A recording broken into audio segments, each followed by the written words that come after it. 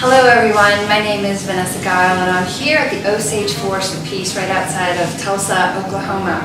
And we are here with Tenzin Tsepal. She was first introduced to Buddhist meditation in high school in 1975. And then she also trained as a clinical and administrative healthcare in the US while continuing her practice and Buddhist studies. After she went to a 3-month retreat, she had a life-changing event, which then propelled her to live in Dharmsala, India, whereupon she studied for 2 years and has been ordained as a Buddhist monk by His Holiness the Dalai Lama. After that, she then continued extensive studies for over 11 years at the Buddhist program in Chenrezig Institute in Queensland, Australia, where she's now the Western teacher. We are extraordinarily fortunate to have her here at the Osage Forest of Peace. Just so you all know, there's still some people here from the retreat today, so as we're looking around the room, you'll have an idea of why, because we've just had an extraordinary experience. So, Tenzin Tsepal, if I may, why is it important for individuals in our audience and also here at the retreat center to meditate in their life? And how are some simple techniques that they can go about? Because a lot of people are experiencing stress in their life and they don't even know the basics. We might have to repeat the whole day. I know. That's what we talked about today. I think the reason that we're wanting to meditate is because we all want to be happy, we want to be free of suffering. And the fact is, there are things that we can do to improve our mental health, such as mindfulness meditation. Today we talked about 2 types of meditation. There's placement meditation, which many people are familiar with, like the breathing meditation or walking meditation. And that's to help calm our mind and focus our mind, develop some concentration. But then there are other meditations that we experience today, the analytic meditations, which help us to investigate the nature of reality. So for instance, today we did a meditation on the preciousness of our human life and also the impermanence of our human life, death and impermanence. We also did some meditations for cultivating positive states of mind that actually accord with reality, like compassion, like loving kindness. And also we looked into some of the disadvantages of negative states of mind, like anger, how those negative states of mind are distorted in some way. Those negative states of mind are called such because they don't accord with reality. And if our mind is out of touch with reality, then our actions are also going to be out of touch with reality. And this is what causes suffering. So in this day and age, whether people are interested in being Buddhist or not, the most important thing is that we learn something about the nature of our mind, how our mind functions, so that we can be happier, more productive individuals. On that note, on practical meditation, if you will, so I'm sure there are individuals that are watching the video and also individuals that are here in the room right now. Let's just take a very simple example. 5 o'clock traffic. You're sitting there, you're stuck in traffic, people are whizzing by you, a lot of people experience a lot of stress in traffic and a lot of thoughts in traffic. How would mindfulness be helpful for an individual who's stuck in 5 o'clock traffic and has to rush home and feed their kids? I think the natural tendency or inclination is to follow nervous thoughts or anxious thoughts, stressful thoughts. I should be doing this, I should be moving. Why isn't the traffic moving faster? Those are thoughts that are actually resisting what's happening in that moment. The only time we suffer is when we're out of touch with reality. A much more productive way of working with that time is to accept the situation. Okay, this is what's happening. I'm stuck in traffic. I can accept that. I don't need to resist that. And in fact, I can use this time to either do some breathing meditation. We saw today just 5 minutes of breathing meditation, or even 3 minutes or 2 minutes if you're stuck in the car in traffic. Just consciously being aware of breathing, consciously relaxing the different parts of the body, and following the breath can just help us to calm down and stay in the present moment so that we're not as likely to follow a lot of these erroneous ways of thinking that cause more stress on top of the stress that we're already experiencing. The ability to actually become aware of our thoughts rather than our thoughts gripping us and running our life. We actually have the ability to step back from them, take a pause, and choose to respond rather than react. If you would just dive a little deeper into that concept for individuals, perhaps like with work situations or family situations. And also you mentioned the acceptance of what is so, just kind of going along with it, and how would one manage their thinking going along with something that perhaps they don't like in their family. That's a loaded question. It is a loaded question. Yeah, there's a lot of information. We went through a lot of things today. It was fabulous. But whatever calls forth for you on that one. Yeah. The most important thing is that we begin to investigate what's happening in the mind. And until we slow down and begin to observe our thoughts and our thinking process, then it's going to be very difficult to make any meaningful changes, lasting changes, stable changes that will translate what we know intellectually into how we actually live our lives, our behavior. So a lot of what we learn in the Buddhist context is not necessarily rocket science. It's not something that we don't already know. A lot of it is common sense, but it's not so common, have you noticed? So what we're trying to do is make it more common in our own life experience by familiarizing. If we can meditate at home before we leave the house, chances are good that our day is going to go better, whether we're doing an analytic meditation on loving kindness or equanimity, or the one we did today on the disadvantages of self-cherishing, the advantages of cherishing others, or compassion. Any of those meditations are going to lubricate our mind in a positive way so that whatever situation we encounter, we're more likely to meet it in an accurate way, in a positive way, rather than letting it get the better of us. So there's no quick fix when it comes to Buddhism. It's a process. Like I mentioned today, every Buddhist meditation has a particular purpose. So it depends what we're trying to accomplish, which meditation we would apply to work with our mind in a given situation. I think that that's something that's lost in our Western culture, that we actually don't understand that meditation practice is a mind training in a way, in order for us to not listen to it so much, but rather be able to be in stillness. The placement meditation has a particular purpose, especially for Westerners.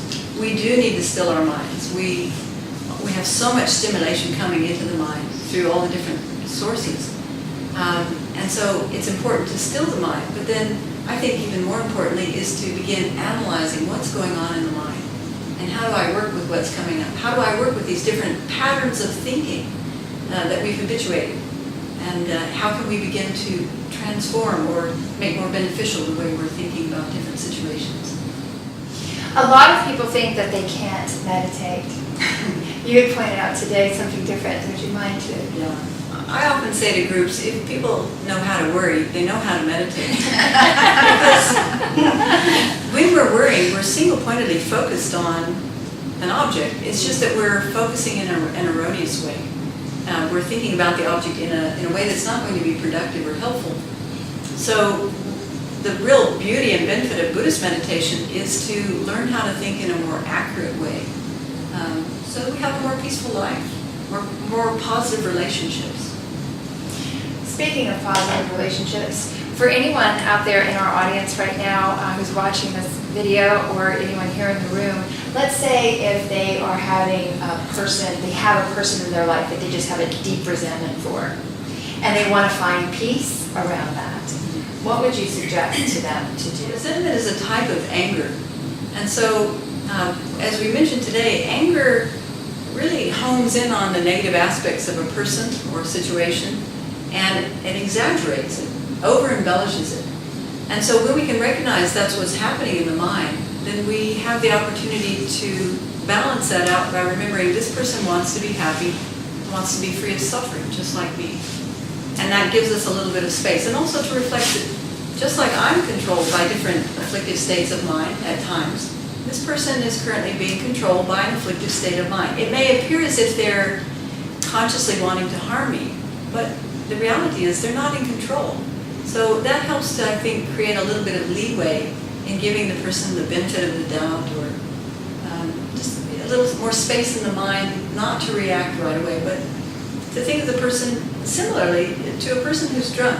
If a person's drunk, you give them some leeway because you know they're not in control of their faculties. And the same is true of us when we're controlled by attachment, or anger, or jealousy, or pride, or resentment. During your time in Dharmsala in India, are there any particular memories that you have with the Dalai Lama, or thoughts, or a particular teaching that he gave you that has always remained with you ever I think since? the most important one is that recognition that all beings are really the same in wanting happiness, wanting to be free of suffering. If we can take that in deeply, how can we possibly hold on to anger or resentment or jealousy? You know, if we're really recognizing, just like I have trouble controlling my mind, the same is true of other people.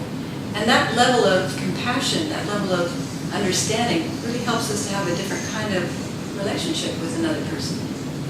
For your own personal journey, how has meditation altered your life and given you such a deep passion to actually dedicate your entire life to it, to then teach it? What was the moment for you and why?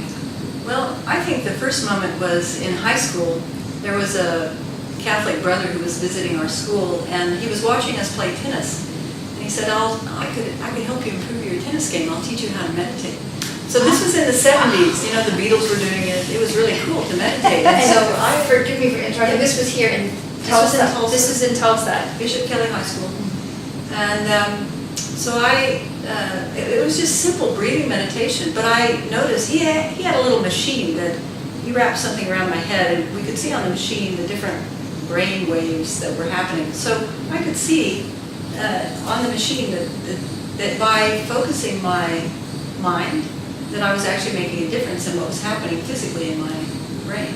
So just for clarification purposes, you all actually hooked yourself up, if you will, to a machine so that you could calibrate the different brain waves that you would have, the difference between meditating and non-meditating, Right. which then had a powerful effect on your tennis game. Is that correct? I just want to make sure I got this right. Is that, or not powerful effect, let's just say an effect. It did have an effect. It had an effect. Yeah, it had an effect on my tennis game, as well as other aspects of my life. So when I got out of college then, in high school and college, I continued to explore the Christian tradition and did a lot of Bible studies and that sort of thing. And then when I moved to Seattle, I met up with some meditators and picked up the meditation aspect again and haven't turned back. Meditation is very experiential, so we can see right away whether it's working for us or not. The mindfulness meditation, but even the analytic meditations that we did today, you're working with your own experience to see, does this make sense? Is this logical? Is this going to be beneficial to alter the way I'm thinking about something? You had mentioned, and this will be the last part, you had mentioned the scientific benefits. It is correct, isn't it, that now there are a lot of studies being done. Right. There are over 100 studies of the physiological benefits as well as the emotional benefits of doing just the mindfulness meditation, let alone the other types of meditation that are available in the Buddhist tradition. So that's very exciting. So not only did meditation have a good effect on your tennis game, but it had a positive effect on other areas. And as it had a positive effect on her life, it's had a positive effect on my own. And it's also had a positive effect on the lives of everyone that was here in this room today, which the retreat, by the way, was fantastic. I highly suggest to look Tenzin up on her Facebook page, if you would, just spell your first and last name so they can find you on Facebook. It's under my lay name, so it's under Lynn, Lynn Gebetsberger, Gebetsberger. And you have postings there that people can read and be able to find out more. And then also this retreat today was here at the Osage Forest of Peace right outside of Tulsa. If you have not had the opportunity to come and visit Osage, I strongly suggest you do. They have wonderful retreats such as the one that we had today. It was just an extraordinary experience. It's always a very good idea to take a moment to pause, be still, regroup in life, because especially here in the West, we are certainly very, very busy. So with moments like this, it provides us the opportunity, like I've already mentioned, to regroup, center, and then go out and continue to have happier, more focused, peaceful, hopefully, lives. So thank you so much for today and your time. It was really, really beautiful. Yes.